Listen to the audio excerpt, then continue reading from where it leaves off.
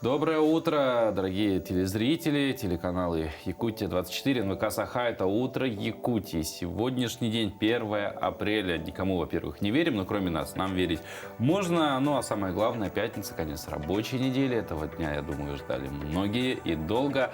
А если все это совместить, 1 апреля, день смеха и пятница, то сегодняшний день должен просто максимально позитивно пройти. Да, обязательно. Сегодня в нашем эфире мы вместе с вами вспомним наши неловкие моменты, которые случались во время наших эфиров. Помимо этого, сегодня подведем итоги конкурса двойников и в канун Международного дня распространения информации о проблеме аутизма, который отмечается ежегодно 2 апреля. Поговорим на эту тему со специалистами из реабилитационного центра. Да, ну и помимо этого, традиционно в пятницу мы что делаем, Кать? Мы готовим завтраки. И сегодня это будет интересное такое решение, утреннее и вечернее в том числе. Это будет брусничный чай. Как его готовить, мы узнаем, конечно же.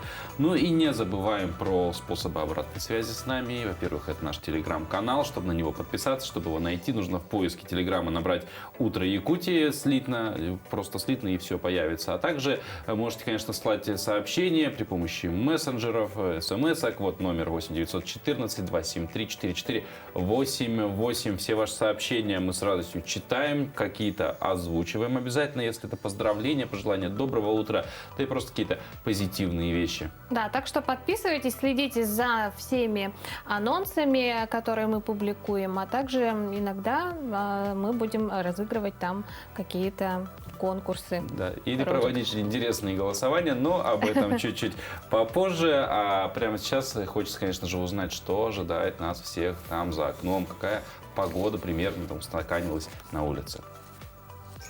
Итак, сегодня в центральных районах в 6 часов утра температура воздуха составила 14-22 градуса. В заречной группе 19-29. В южных до -10. В вилюйской группе от 3 до 12 градусов мороза. В межделенских 16-19. В западных от 2 до 6. В Колымо-Идзигирской группе 18 в Зырянке, до 33 в Хану.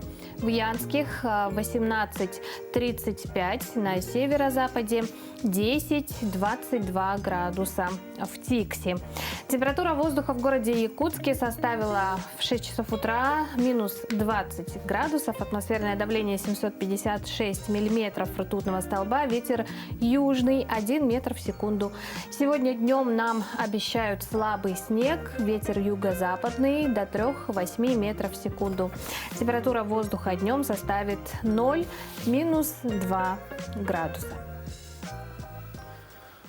Ну что ж, уже сказали, что сегодня 1 апреля, Международный день смеха. Кстати, в разных странах его по-разному отмечают. Ну а какие еще сегодня праздники можно отметить и какие люди могут справить свои именины, узнаем из нашей рубрики.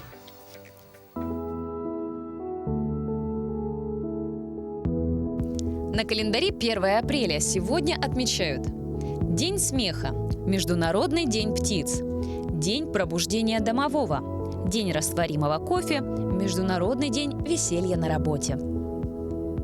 По народному календарю в этот день Дарья Грязная. Праздник получил название в честь 2 христианских святых – Хрисанфа и Дарьи Римских, живших в III веке. Грязной Дарью или Дарию называют за то, что к этому дню уже активно тают снега. Вешние воды заливают поля, дворы, дороги, и везде становится не очень чисто. Как ни странно, именно на грязную Дарью было принято белить холсты. Ткань расстилали на снег под ярким солнцем, и оно становилось светлее. Считалось также, что в этот день просыпается домовой, поэтому его, злого после долгого сна, нужно было задобрить, угостить хлебом и молоком и развеселить небольшим представлением. Особо смелые пытались домового обмануть. Для этого говорили друг другу неправду. И вообще было принято разыгрывать друг друга. Существовали и приметы на погоду. Так говорили: какова погода в этот день, такова будет и 1 октября. События в этот день. В этот день был введен в эксплуатацию первый в Канаде маяк. Начались раскопки древнеримского города Помпеи. Бизнесмен из Нью-Орлеана Оливер Поллок придумал знак доллара. В качестве национальной валюты США он был утвержден позднее, в 1785 году. После премьеры фильма «Голубой ангел» взошла звезда Марлен Дитрих. Было положено начало широкому распространению растворимого кофе. В этот день родились Уильям Гарвей, английский врач, физиолог и эмбриолог. Николай Гоголь, русский писатель, классик мировой литературы. Отто фон Бисмарк, германский государственный деятель, первый канцлер Германской империи. Иларион Прянишников, русский художник, педагог. Рихард Зигмонди, австрийско-немецкий химик, нобелевский лауреат. Сергей Рахманинов, русский композитор, пианист и дирижер. Лон Ченни, американский актер немого кино. Александр Яковлев, советский авиаконструктор, создатель знаменитых истребителей Як. Абрахам Маслоу, американский психолог, основатель гуманистической психологии. Владимир Познер, советский российский журналист, телеведущий, писатель. Именины сегодня отмечают Дарья, Дмитрий, Иван, Иннокентий, Софья. А мы продолжаем наш пятничный эфир. Напомню, что сегодня отмечается День смеха, День хорошего настроения, несомненно. Так, первый массовый первоапрельский розыгрыш состоялся в Москве в 1703 году. Глашатаи ходили по улицам и приглашали всех прийти на неслыханное представление, устраиваемое немецкой театральной труппой. Да, зрителя не было отбоя, ну а когда в назначенный час распахнулся занавес, кулисы разошлись, все увидели на подмостках полотнище с надписью «1 апреля никому не верь». Вот смеху-то было, вот да? это был пранк, первый пранк на Руси.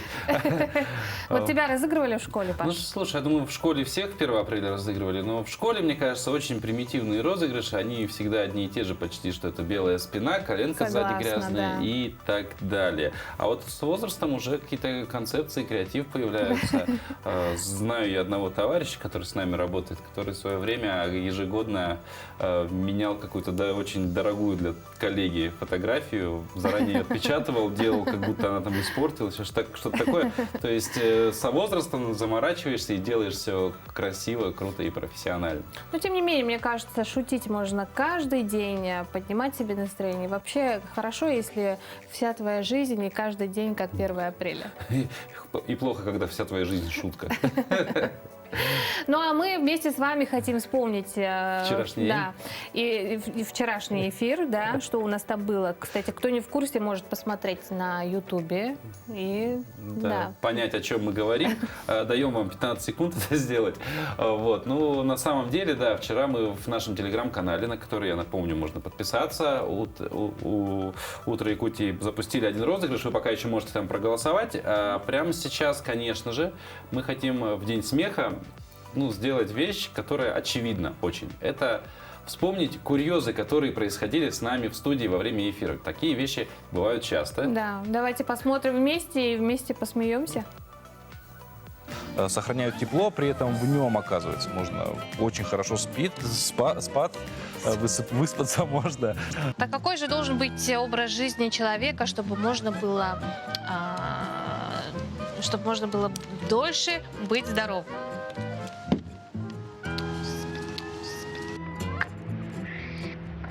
Мир не без добрых людей. Недавно это выражение своим примером подтвердил популярный блогер Олесь Петрович.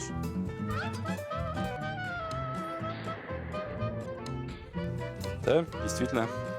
Олесь спас отбившуюся от стада косулю, но на чудесном спасении история эта не заканчивается. О том, что сейчас со спасенной косулей и что вообще ждет животное, смотрите далее.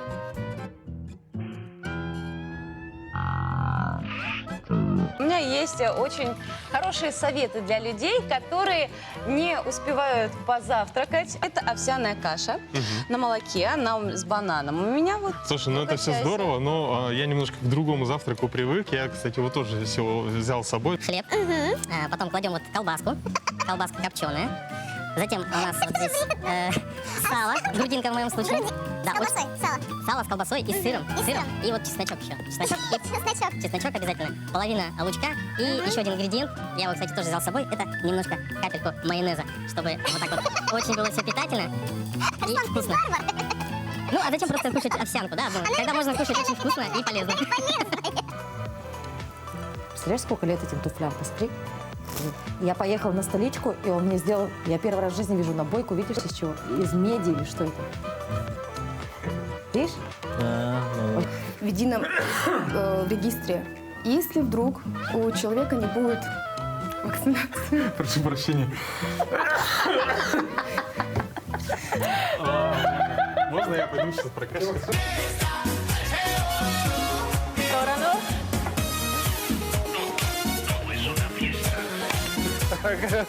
Я уже запутался.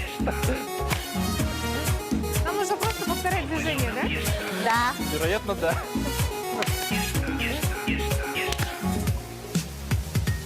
А я знаю. Так, куда? Я совсем уже поплыл. Ну вот, я мастер танца, я считаю. Нет, Танцевал после этого еще? Нет, я больше никогда. Я когда слышу слово танец, меня в тряску сразу бросает. Я думаю, да, тебе не стоит танцевать. А когда я слышу слово зомба, у меня сразу начинается паническая атака.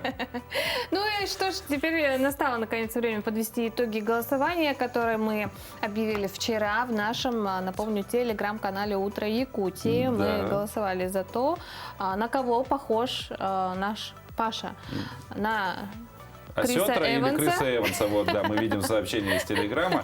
В принципе, да, ну, как бы трудно выбрать, но наш зритель, естественно, проголосовал. Я тоже проголосовал. Естественно, как всегда, за победителя я проголосовал. Вот, поэтому... Ну, было мнение, я спрашивал друзей, тоже предлагал свое мнение высказать по этому поводу. И есть иногда мнение, что я похож на смесь этих двух живых существ. Существ, да? Я осетр Крис Эванс, вот. А мне знакомые тоже написали, сказали, что ну разве что очками похож. Я говорю, ну и то не те. И то, очки тоже не те, а на осетра я чем похож? Вот это вот вопрос самый главный. Вот. Ну, надеюсь, это голосование вас позабавило, заставило улыбнуться. Да. Ну, а прямо сейчас... Да, мы передаем слово нашим коллегам из информационной службы. Что нового происходит и произошло в мире, в Якутии, узнаем прямо сейчас.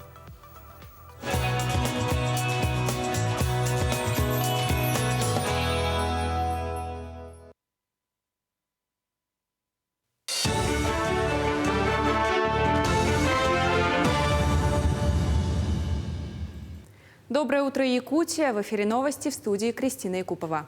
Переправа через реку Вилюй закрыта в Вилюйском улусе. Сейчас на реке периодически образуется наледь, тем самым предоставляя угрозу жизни. Следует отметить, что с образованием наледи существует большая вероятность провала техники. Напомним, что 8 наслегов района расположены за рекой, где проживает около 4000 жителей улуса. В связи с выходом наледи административная комиссия муниципального района Вилюйский район Республики Саха-Якутия информирует.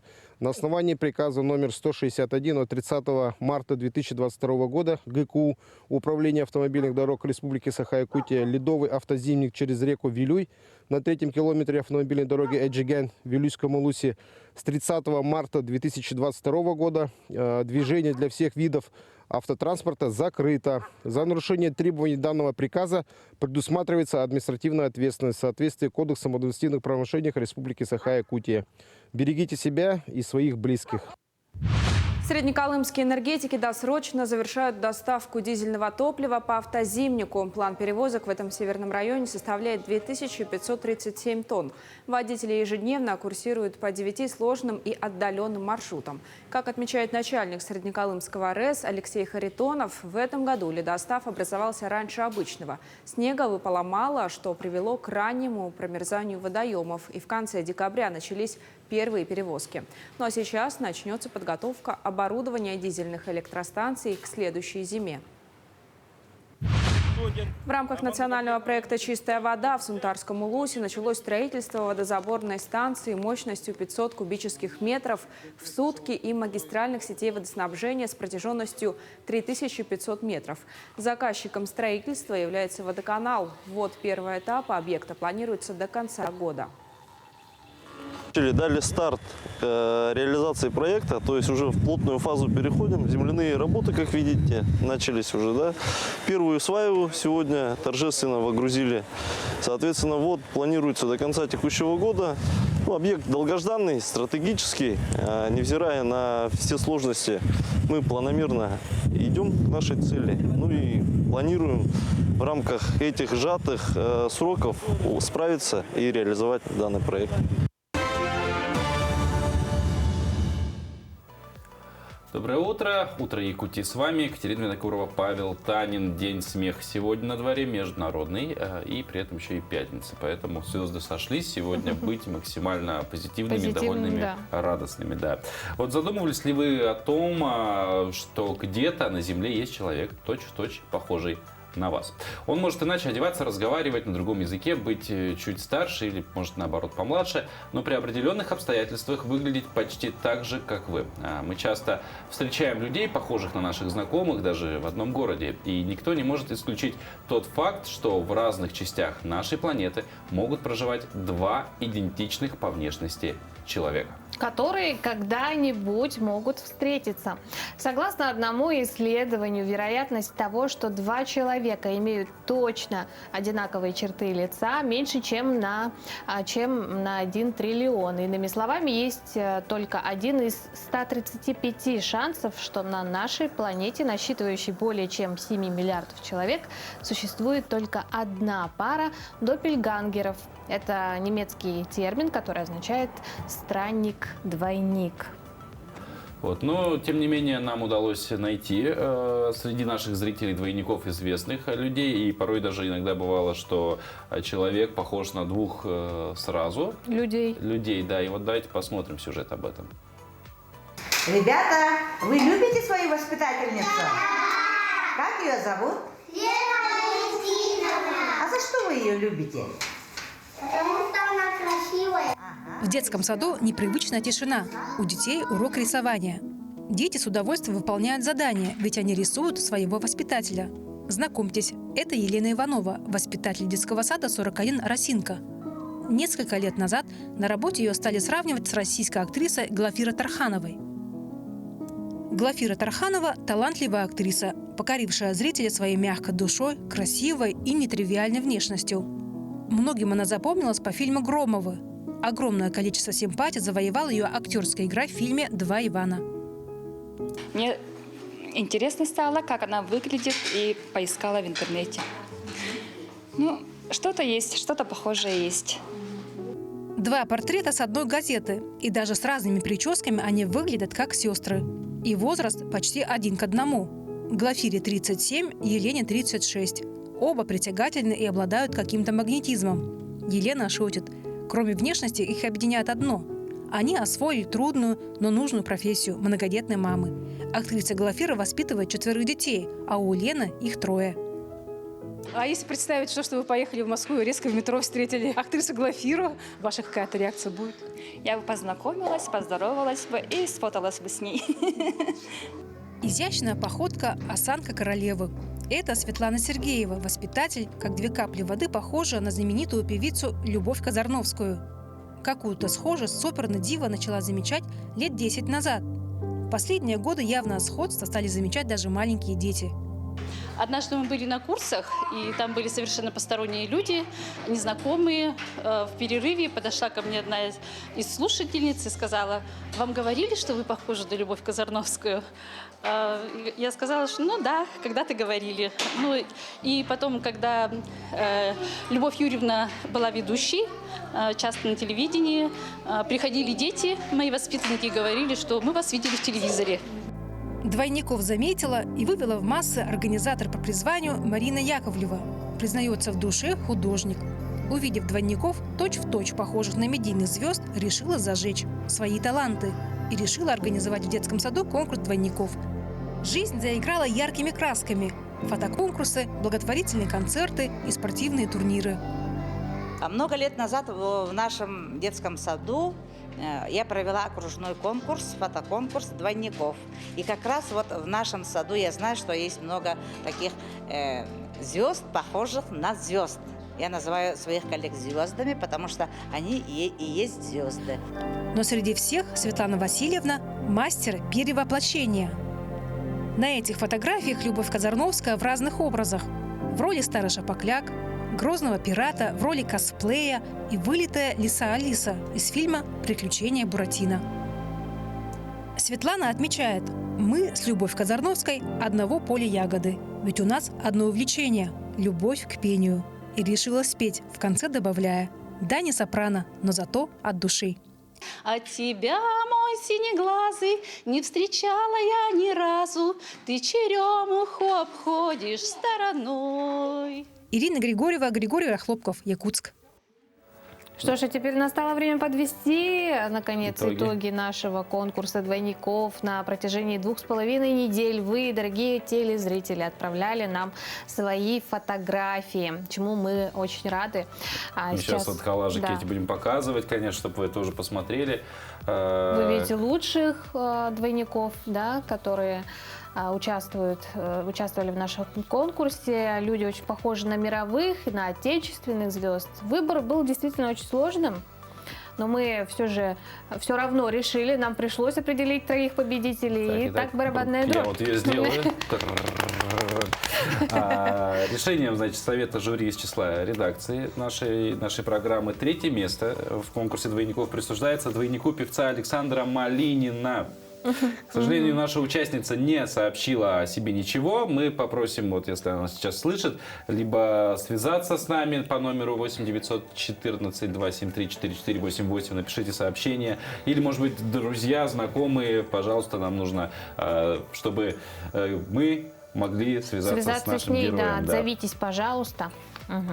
Ну а на 2-м месте решением жюри присуждается 2-е место присуждается двойнику актрисы театра и кино, главной героини фильма «Дьявол носит Прада» Мэрил Стрип.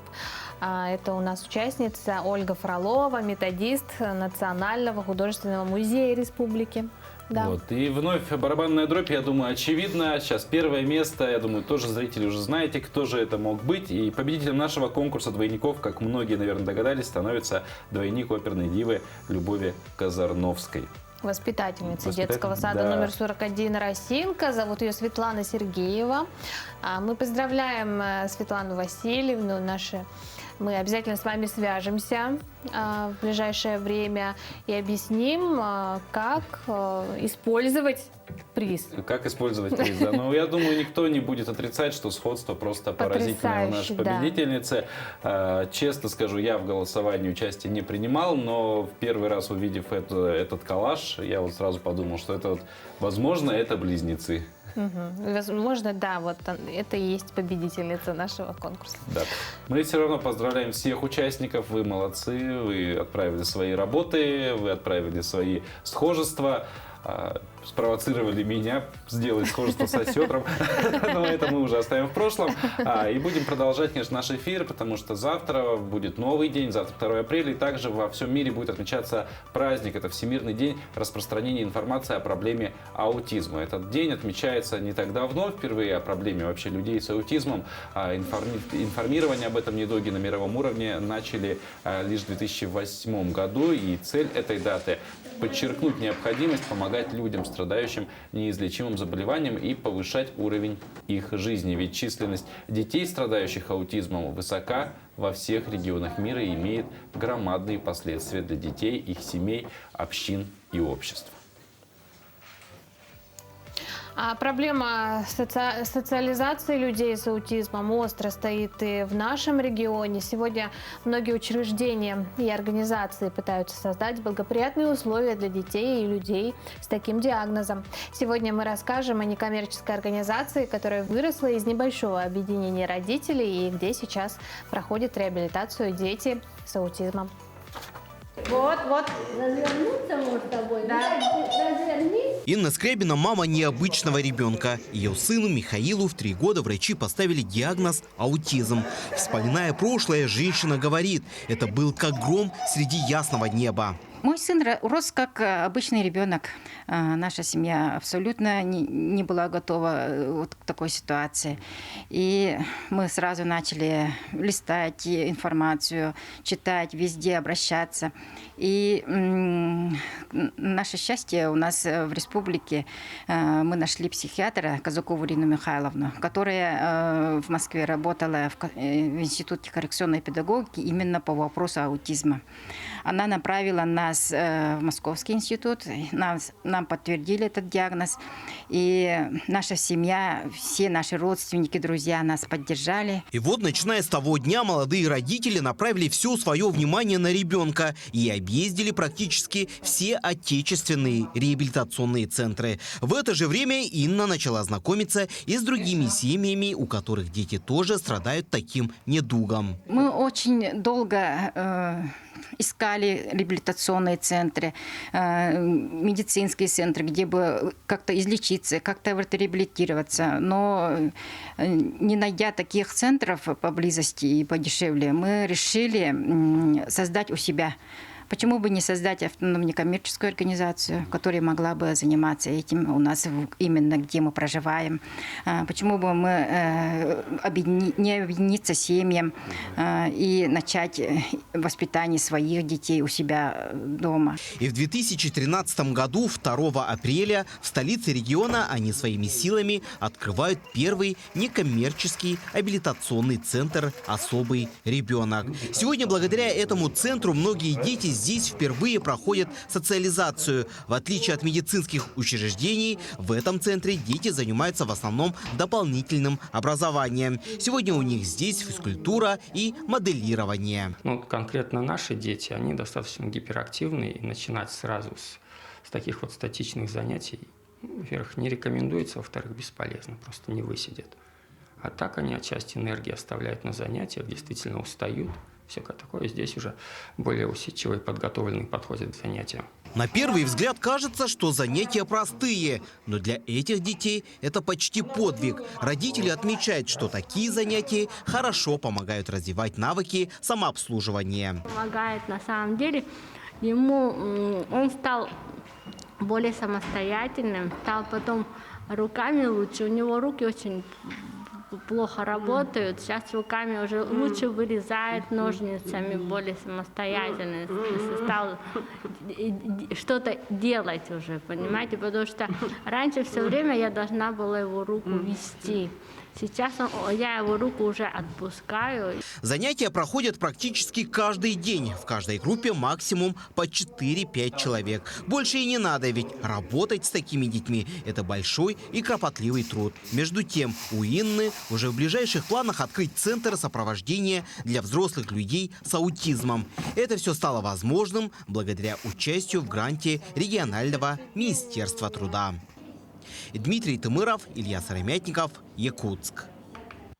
Раннее диагностирование аутизма и надлежащее обследование и терапия имеют жизненно важное значение для дальнейшего роста и развития человека. Для лечения детей используются индивидуальные программы психолого-педагогической коррекции.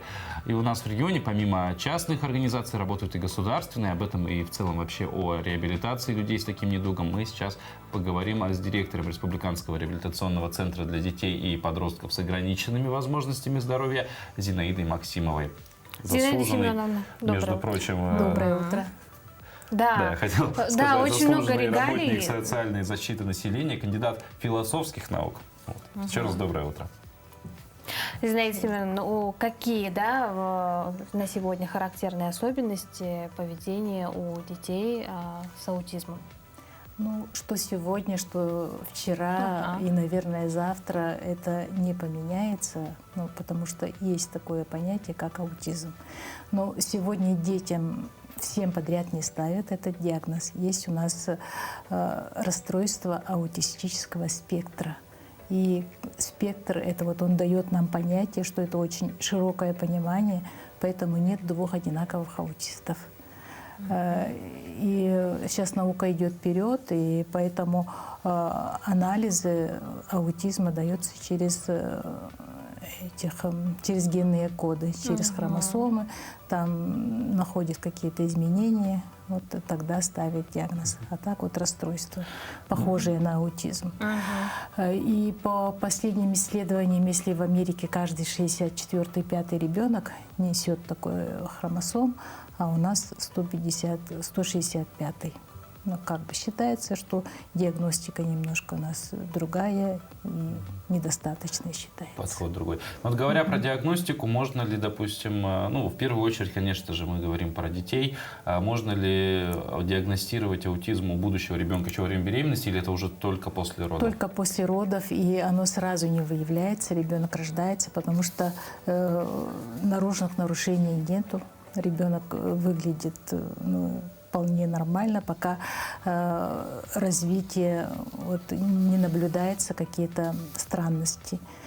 Если совсем там классический аутистичный ребенок будет будущий аутист, то он будет очень беспокойным, спать плохо будет, есть плохо будет. Но это не обязательно, что аутизм там можно поставить. Это, ну, к сожалению, где-то, когда он и не заговорит, и будет как-то чураться людей, прятаться, ну, там много-много этих признаков, да. Ага, ну вот после этого начинают его обследовать. А распознавание болезни можно определить только в раннем возрасте, или оно может прийти спустя какое-то время? Ну, ребенок же растет, он становится взрослым, а, к сожалению, вот это никуда не денется. А наша задача адаптировать людей с ограниченными возможностями в развитии в социум. Наверное, слышали такие понятия, как интеграция, как инклюзивное образование. И вот наша реабилитация касается не только детей, которые имеют какие-то особенности, еще и социум полностью, общество. Вот поэтому мы стараемся с вами встречаться и об этом говорить. И, в общем-то, уже цивилизованный мир как бы не смотрит косо на людей, которые немножко индивидуальные. Ну, инклюзивность, в принципе, процветает, и это очень хорошо. Сегодня на какую помощь могут рассчитывать люди, семьи, вот, столкнувшиеся с этим недугом? Которые к нам приходят, да?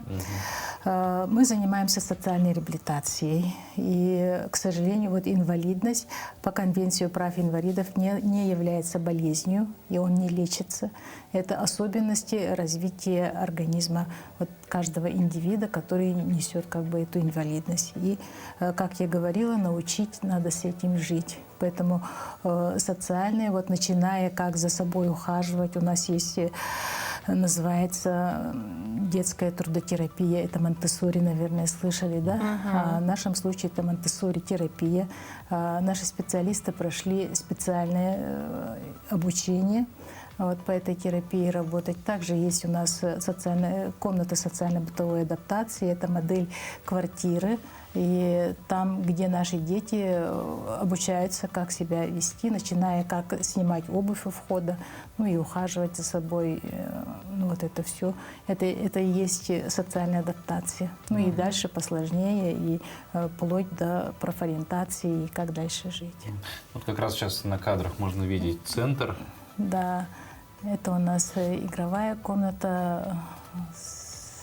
Тут идет арт-терапия.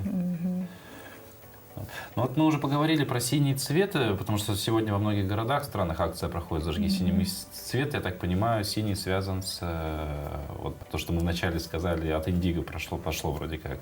Ну, есть несколько версий, но самая последняя, если открыть интернет, то там утверждается, что аутизмом страдают, к сожалению, мальчиков больше, чем девочек, поэтому синего цвета. Ну вот во многих городах, да, в этот день проходит уже ставшая традиционной акция «Зажги синим, да?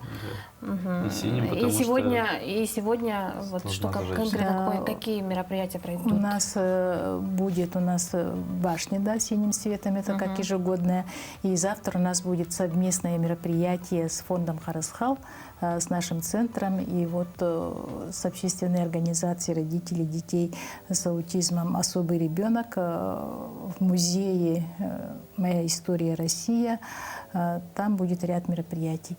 Наши специалисты там будут предоставлять консультации невролога, психолога, дефектолога, и родители могут пройти там экспресс-консультации с нашими специалистами. И там много и мастер-классов, и этот почти на нормальное количество часов рассчитано. Зинаида Семеновна, спасибо большое, что пришли в нашу студию. Очень такую просветительскую работу провели, очень важную. Ну и желаем успехов в дальнейшей работе вашему центру, конечно. Да, спасибо большое. Вот. Но между тем уже поговорили немножко про вообще искусство и аутизм как таковой, потому что специалисты иногда считают, что люди с аутичными расстройствами чаще любят искусство. И одним из видов реабилитации как раз-таки, да, мы уже сказали, является арт-терапия или наоборот посещение каких-либо выставок, галерей и тому подобное. Да, и чаще из них выходят, из людей выходят искусные живописцы, художники. Среди знаменитых художников можно отметить таких, как Стивен Уилтшир, Дэвид Брат, Донна Лиан Уильямс, Джессика Парк и многие-многие другие. В Национальном художественном музее Якутии в эти дни проходит постоянные экспозиции, находится выставка выдающегося художника РСФСР Андрея Валерьяновича Марца. Куда можно вообще сходить своей семьей в эти выходные? Какие картины можно посмотреть более подробно в нашей рубрике «Музейный гид». Андрей Валерьянович Марц, известный советский, российский художник, заслуженный художник РСФСР. Родился в 1926 году в Москве. Занимался скульптурой при Московском дворце пионеров. Затем было художественное училище и институт имени Сурикова. После окончания института он участвовал в выставках, в конкурсах. И вот как-то получив одну из первых премий на конкурсе, Кусинский завод литейно-машиностроительный стал выпускать по его моделям изделия из чугуна. Андрей Марц обладает своим характерным таким пластическим языком. Такая гротескность, приподнятость. И если примитивисты и авангардисты создают образы такие размытые, реалисты, наоборот, четко придерживаются образа, то Марц, скульптор, он детализирует образ, и иногда ему удается обнажить то, что недоступно человеческому взгляду. Но это говорит, конечно, о его профессионализме, о проницательности и о большом познании мира. Он объездил всю страну, от Владивостока до Калининграда, бывал в зоопарках, в музеях, в заповедниках. И, как он сам говорил, он учился лепить не с картинки, а с натуры. Выступал с выставками не только в России, но и в Европе, в США, в Японии. Его работы хранятся в Третьяковской галерее, в Русском музее Санкт-Петербурга. И большая часть коллекции находится в Калининграде, музее Мирового океана. А мы продолжаем наш эфир. Впереди нас ждут долгожданные выходные. И хотим вам напомнить, что несмотря на то, что на улице с каждым днем все теплее и теплее, не забывайте одеваться по погоде. Все мы с детства знаем фразу наших мам, что весной погода обманчива и надо обязательно одеваться по погоде, чтобы не заболеть. И в качестве профилактики от заболеваний предлагаем вам приготовить, к примеру, брусничный напиток. Чай. Причем настоящий чай брусничный. И вот как его готовить, нам расскажет следующий сюжет. Сегодня будем готовить брусничный чай на нашей якутской бруснике. Так. Для этого нам понадобится брусника, любой листовой черный чай, какой вам нравится, корица. И также нам понадобится сироп из корицы. Как сделать сироп из корицы, я вам обязательно расскажу. Итак, приступаем. Добавляем. Бруснику обязательно нужно подавить. В баре это называется мадлер, ну такая толкушка, вы можете использовать что хотите, как вам угодно. Обязательно давим бруснику. Брусника содержит в себе очень много витаминов и очень полезна при заболеваниях. Скоро весна, вирусы и так далее. Поэтому этот чай отлично будет укреплять иммунитет. Особенно с утра. Наливаем сироп из корицы. 50 грамм. Плюс-минус можете наливать по вкусу. Как сделать дома сироп из корицы? Нам понадобится корица в палочках, сахар и вода. Если вы хотите сделать 500 мл, вам понадобится 50 грамм корицы в палочках, 500 грамм сахара и 500 мл воды. Варите сначала сахарный сироп обычный, смешиваете сахар и воду, доводите до кипения, пока сахар растворяется, и добавляете 50 грамм корицы. Кипятите еще 5-7 минут, закрываете чем-нибудь и даете остыть. Сироп из корицы готов. Далее эту корицу, которая будет, она будет в сиропе, можно ее использовать где угодно, как украшение к вашим десертам, тортам или так далее. Это будет глазированная корица в сиропе. Далее нам понадобится любой черный чай. Если у вас есть такой чайник с фильтром, это замечательно. Если его нет, ничего страшного, можно делать и без него. После сиропа корицы для укрепления вкуса добавляем еще 1-2 палочки. В принципе, вы можете, если вам не хочется или лень делать сироп из корицы, просто добавьте больше палочек корицы, она тоже даст свой вкус. Далее засыпаем черный чай, любой листовой черный чай, и заливаем кипятком.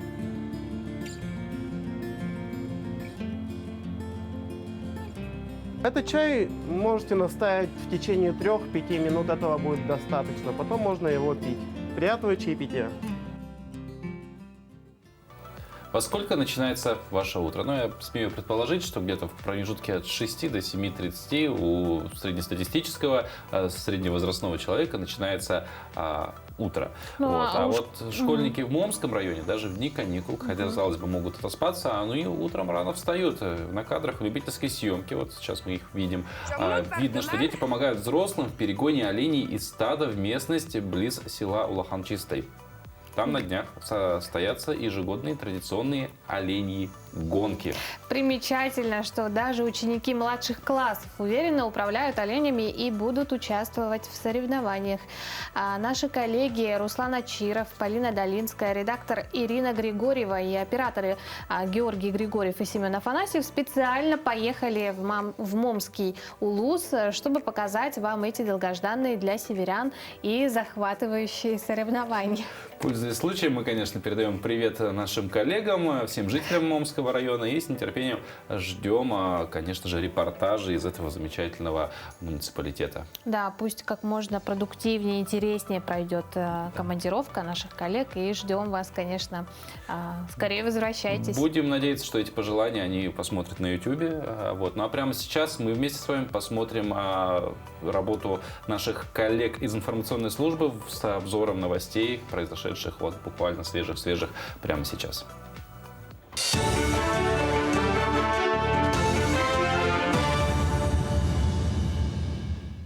С сегодняшнего дня в Якутске начинается прием детей в первый класс на новый учебный год. По плану в первый класс пойдут порядка 6 тысяч столичных детей. Для них свои двери распахнут 50 школ по городу. Так же, как и в прошлом году. Чтобы разместить всех первоклассников, в ряде школ будут открыты дополнительные учебные классы. Запись на прием в первый класс продлится до 30 июня.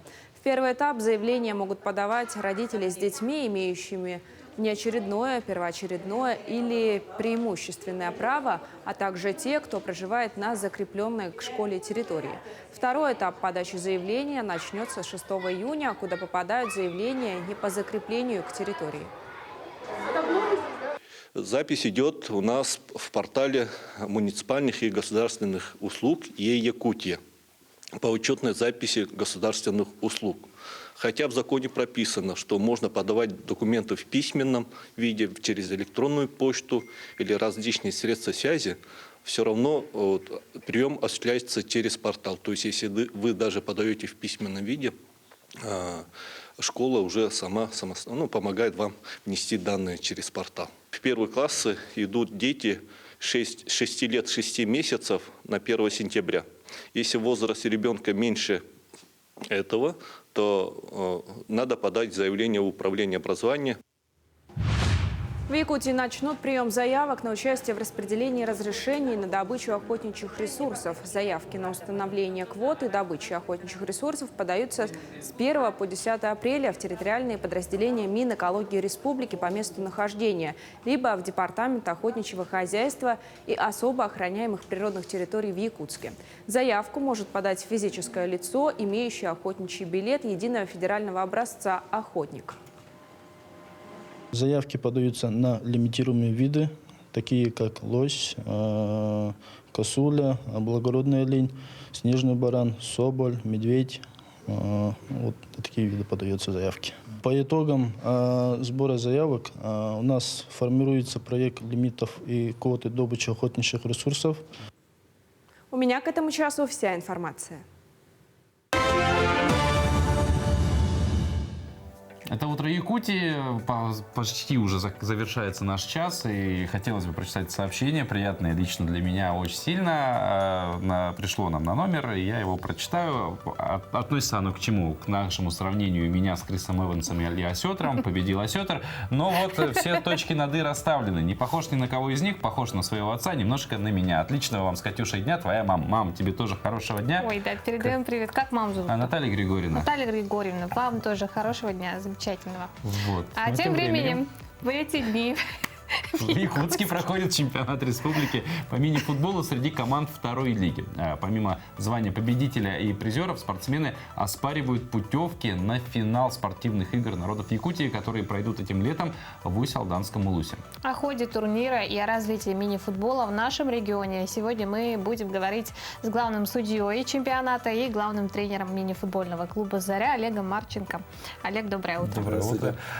Сегодня стартовал третий соревновательный день. Вообще, в каком формате проходит турнир, как определяют чемпионов, как выявляют сильнейших? С утра до вечера в двух залах 50 лет Победы и детская спортивная школа номер 4 проходят соревнования, чемпионат республики второй лиги. Отбираются сильнейшие команды нашей республики. Формат такой: 24 команды участвуют в этом чемпионате. Они разделены были на 9 групп. Сильнейшие проходят дальше в 1/8, и 7 лучших команд остаются тоже бороться. И вот с сегодняшнего дня начинается уже 1/4 на выбывание. Команда, проигравшая, выбывает. Так что... то есть групповой и плей-офф? Да, плей-офф начинается с завтрашнего дня. И такие игры не шуточные, баталии идут, в общем, от ножа, можно так сказать. Ребята стараются. Вот вообще, что можете сказать об уровнях? Да, стараются вообще о уровнях. Есть ли, может быть, команда, которая прям приятно удивила, от которой не ожидали такого выступления, она и засияла?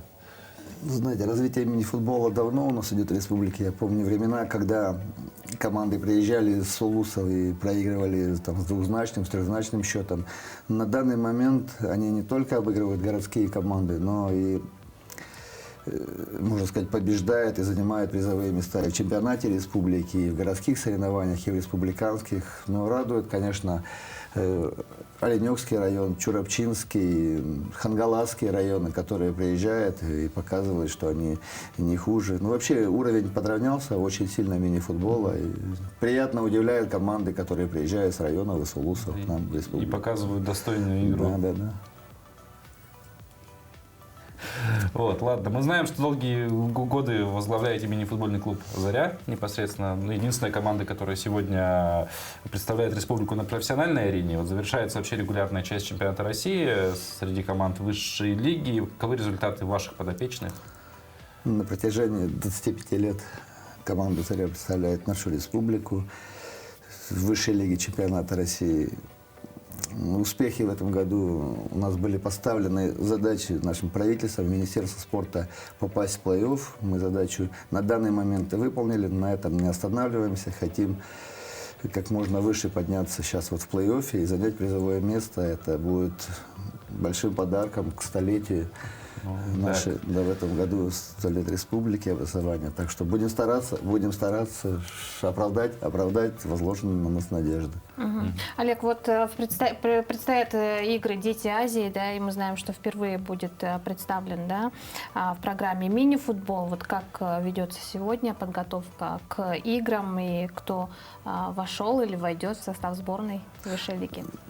Ну да, мы очень рады, что мини-футбол вошел вот в «Дети Азии», которые будут, в программу, которая будет в августе месяце наша республика участвовать. Ну, войдут самые сильнейшие ребята республики, конечно. Сейчас идет отбор. Мы вот были на Дальнем Востоке, заняли второе место на Дальнем Востоке. Ну, отбираем. 8 числа мы уезжаем в Казань, тоже играть на турнире. И по результатам будем отбирать сильнейших, потом проведем сборы и поедем уже участвовать.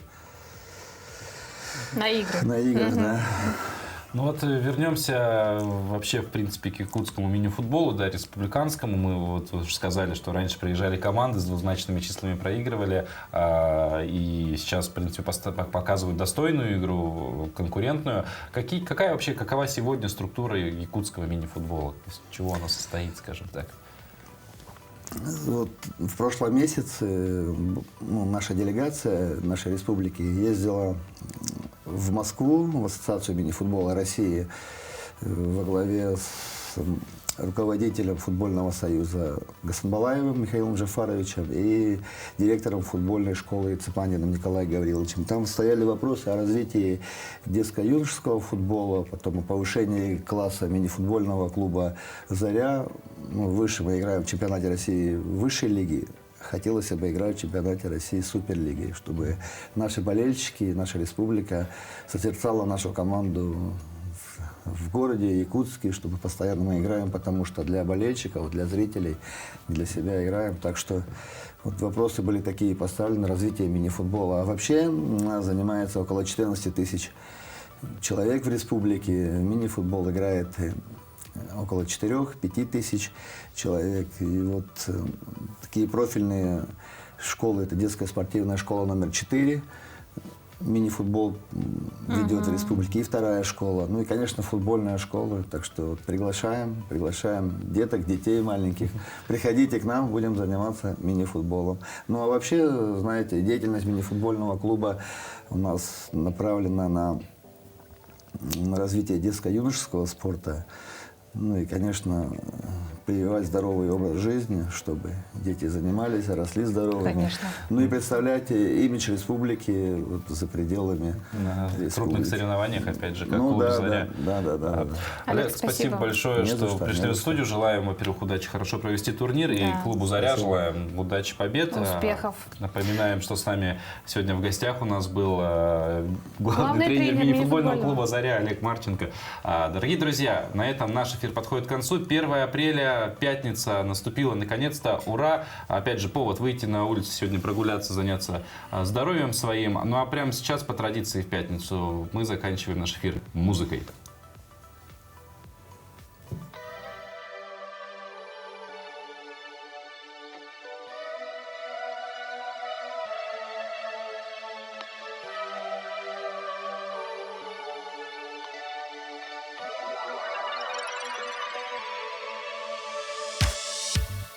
Я с тобою, как в кино, где-то рядом, но далеко.